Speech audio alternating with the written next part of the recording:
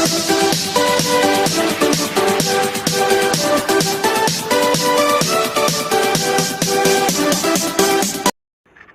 साथियों, एक बार फिर आप सभी का स्वागत है मेरे YouTube चैनल विनोद चिजारा पर। आज के इस वीडियो में हम बात करेंगे कि यूडाइस प्लस जिसकी फीडिंग अभी हाल ही में शुरू हुई है, इसको भरते समय हमें किन किन समस्याओं का सामना करना पड़ रहा है और इसका समाधान क्या है। तो इसके लिए हम सबसे पहले गूगल पर यूडाइस प्लस को ओपन करते हैं। तो साथियों, सबसे पहली समस्या हमारे सामने ये आ रही है कि यूडाइस का जो पेज हम ओपन कर रहे हैं, कुछ साथियों के साथ पिछले साल का जो पेज है वो ओपन हो रहा है। तो इसके लिए आपको क्या करना है, गूगल पर सर्च करना है यूडाइस प्लस या यूडाइस लॉगिन। यहाँ जो आपको पहला ही लिंक मिलेगा यूडाइस लॉगिन, जब आप लिखकर सर्च करेंगे यूडाइस प्लस नाम से udais+.gov.in, तो इस पर आप क्लिक करें और यहाँ सबसे पहले चेक कर लें डाटा कैप्चर 2020-21 लिखा हुआ हो। अब आप यहाँ अपनी यूडाइस यूजर आईडी और पासवर्ड तथा कैप्चा फिल करके लॉगिन करें। यदि आपके पास पासवर्ड नहीं है तो आप फॉरगॉट पासवर्ड पर क्लिक करें। यहाँ अपनी यूडाइस आईडी भरें, यूडाइस कोड भरें, यहाँ आपके या संस्था प्रदान के जो मोबाइल नंबर है वो भरें और यहाँ एक कैप्चा भरें और सबमिट कर दें, जिससे आपका जो रजिस्टर्ड मोबाइल नंबर है उस पर आपके जो पासवर्ड हैं नए वो आ जाएंगे। अब हमने यूडाइस को लॉगिन कर लिया है। यहाँ आपके सामने सबसे नीचे ऑप्शन आ जाएगा यूडाइस को फिल करने का, इस पर आप क्लिक करें। इस मैसेज को ओके कर दें। अब यहाँ आपको जो इतने सेक्शन है ये भरने हैं। जब तक आप नहीं भरेंगे नॉट कंप्लीटेड लिखा हुआ आएगा। जब भरना शुरू कर देंगे वर्क इन प्रोग्रेस आ जाएगा और जब आप पूरी भर देंगे सभी फॉर्म्स को तो कंप्लीट ऑल फॉर्म्स लिखा हुआ आ जाएगा। अब किस किस सेक्शन में जो समस्याएं हैं वो आ रही है वो हम देखेंगे। अब हम बात करते हैं सेक्शन 1.20 के, year of establishment of the school, यानी स्कूल कब स्थापित हुई वो यहाँ आपको फीड करना है। ये जैसे हाइड आ रहा है क्योंकि ये फीड किया हुआ है। यहाँ नीचे year of recognition of the school only for government aided and private unaided school, तो यहाँ केवल ये गवर्नमेंट एडेड और प्राइवेट अनएडेड जो स्कूल है उन्हीं को भरना है। इसके बाद 1.23 is this A special school for CWSN।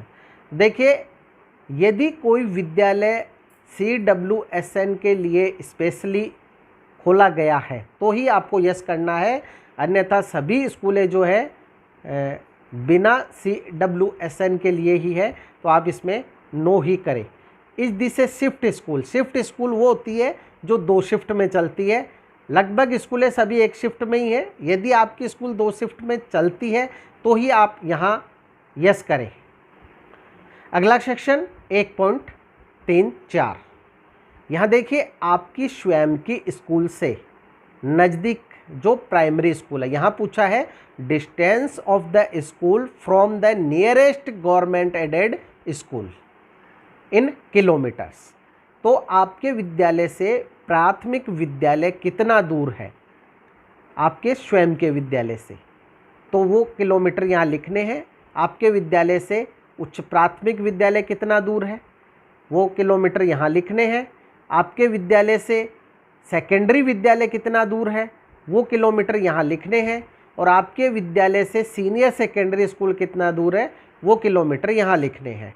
तो आप यहाँ कंफ्यूज नहीं हो। जैसे मान लीजिए आपकी मिडिल स्कूल है तो आपको ये देखना है कि आपके मिडिल स्कूल से नज़दीक कौन सी सेकेंडरी स्कूल है, तो यहाँ आप उस सेकेंडरी स्कूल की दूरी भरें और सीनियर सेकेंडरी है तो वो सीनियर सेकेंडरी की यहाँ भरें। अब अगला जो सेक्शन है वो है सेक्शन 1.36।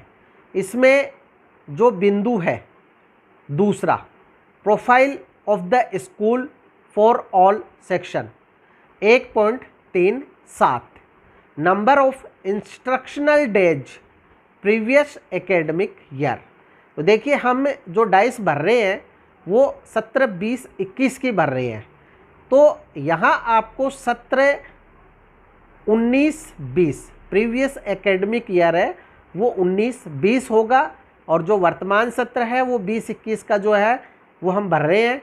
तो प्रीवियस जो 19, 20 है उसके शैक्षणिक दिवस यहाँ आपको भरने हैं। प्राइमरी लेवल में कितने शैक्षणिक दिवस थे, अपर प्राइमरी में कितने शैक्षणिक दिवस थे, सेकेंडरी में कितने थे, और हायर सेकेंडरी में कितने थे।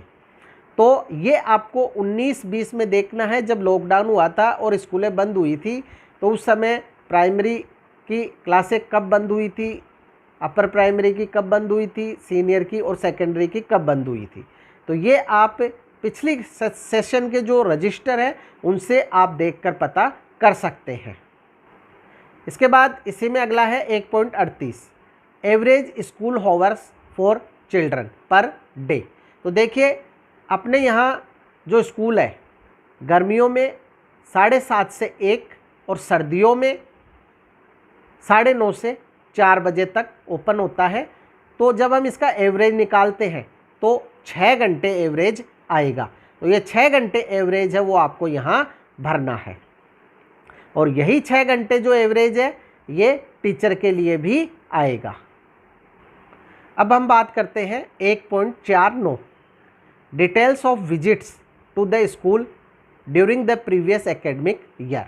तो यहाँ भी आपको जो सत्र 19, 20 है, पिछला शैक्षणिक सत्र है, उसमें आपके कितने जो है विजिट या निरीक्षण जो हुए हैं और किसने किए हैं वो आपको यहाँ भरना है। तो आप ये ध्यान रखें कि जहाँ भी प्रीवियस एकेडमिक ईयर हो वहाँ आपको सत्र 19, 20 के ही जो डाटा है वो फीड करने हैं। अगला जो सेक्शन है 2.1, यहाँ आपको physical facility and equipments in school के बारे में बताना है। तो यहाँ पहला जो बिंदु है status of the school building. तो status of the school building में देखिए कुछ ऑप्शन आपको दिए गए हैं कि स्कूल की जो बिल्डिंग है प्राइवेट है, रेंटेड यानी किराए पर है, गवर्नमेंट है, government school in rent free building है, no building, building under construction है, या school running in other department building.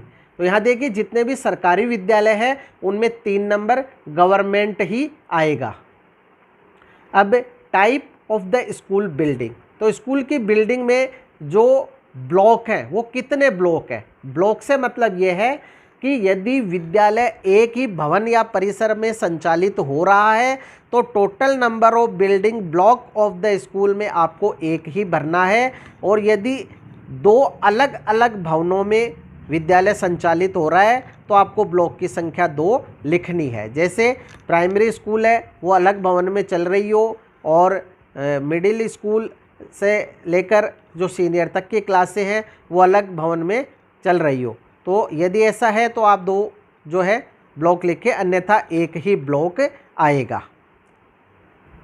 इसके बाद 2.1.4 में आपको ये ध्यान रखना है कि यहाँ जो पूछा है details of classroom available in the school. तो यहाँ आपको जो क्लासरूम है, पहला number of classroom used for instructional purpose, यानी आप पढ़ाने के पर्पज से कितने कमरों को काम में ले रहे हैं, बच्चे जहाँ बैठते हैं और पढ़ाई करते हैं कितने कमरों को आप काम में ले रहे हैं वो यहाँ आपको भरना है। अब इसमें यदि कोई अंडर कंस्ट्रक्शन है या जीर्ण है तो वो आप यहाँ दर्शा सकते हैं। इसके बाद ये जो पढ़ाने के पर्पज से कमरे काम में लिए जा रहे हैं ये किस लेवल के लिए कितने कमरे काम में लिए जा रहे हैं ये आपको इसमें फीडिंग करनी है। इसके बाद total number of rooms other than classrooms, यानी जो कमरे हम पढ़ाने के काम में ले रहे हैं उनके अलावा और कितने कमरे हैं वो आपको इस बी बिंदु में लिखने हैं। और ये जो हमने इंस्ट्रक्शनल पर्पज से कमरे काम में लिए हैं इनकी ही डिटेल आपको इस जगह देनी है, तभी आपके जो है ये संख्या number of classroom used for instructional purpose और ये संख्या number of classroom by condition, ये दोनों सेम होनी चाहिए।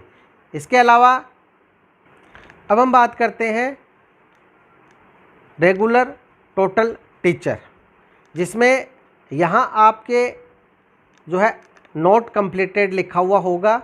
जब आप इसको एडिट करेंगे तो ये कंप्लीटेड लिखा हुआ आ जाएगा, जिसमें आपको टीचर कोड में एम्प्लॉय आईडी फिल करनी है। इसके बाद क्लास थॉट में वो कौन सी कक्षाओं को पढ़ाते हैं वो लिखना है।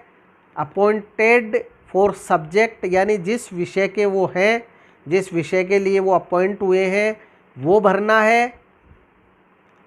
इसके बाद कौन कौन से विषय पढ़ाते हैं, तो यहाँ आपको वो विषय 2 लिखने हैं यदि 2 विषय पढ़ाते हैं तो, और यदि एक ही विषय पढ़ाते हैं तो एक ही लिखना है। अगला बिंदु, यहाँ टीचर्स की जो ट्रेनिंग है उसका विवरण देना है, तो ये भी आपको लास्ट एकेडमिक ईयर यानी 19-20 में जो ट्रेनिंग हुई है उसका विवरण देना है। बीआरसी, सीआरसी, डाइट और अदर्स कोई जो भी ट्रेनिंग है उनकी संख्या आप यहाँ लिख दें कि कितने दिन आपने ट्रेनिंग में बिताए, यहाँ आपको दिनों की संख्या लिखनी है। इसके अलावा यदि आपने number of working days spend on non teaching assignment, कोई असाइनमेंट बनाने में यदि आपने कुछ दिन दिए हों वो आप यहाँ लिख सकते। अब देखिए, अब हम सेक्शन 4.1.1 में पहुँच गए हैं। यहाँ आपको जो नामांकन है वो 30 सितंबर 2020 का नामांकन फीड करना है। ये आपको ध्यान रखना है कि 30 सितंबर 2020 को आधार तिथि मानते हुए आपको ये नामांकन फीड करना है। अब हम बात करते हैं सेक्शन 4.5 की, repeaters by grade in the current academic session, यानी सत्र 2020-21 में किसी भी कक्षा में यदि कोई बच्चा रिपीट हो रहा है, जैसे मान लीजिए कोई बच्चा 10वीं में और 12वीं में फेल हो गया और वो दोबारा परीक्षा दे रहा है, तो हम उसको यहाँ शो करेंगे। इसके अलावा हो सकता है 8वीं तक सभी बच्चे पास होते हैं लेकिन कोई बच्चा रिपीट कर रहा हो, स्वयं या अभिभावक की सहमति से वो उसी कक्षा में पढ़ाई कर रहा हो, तो वो भी रिपीटर में गिना जाएगा।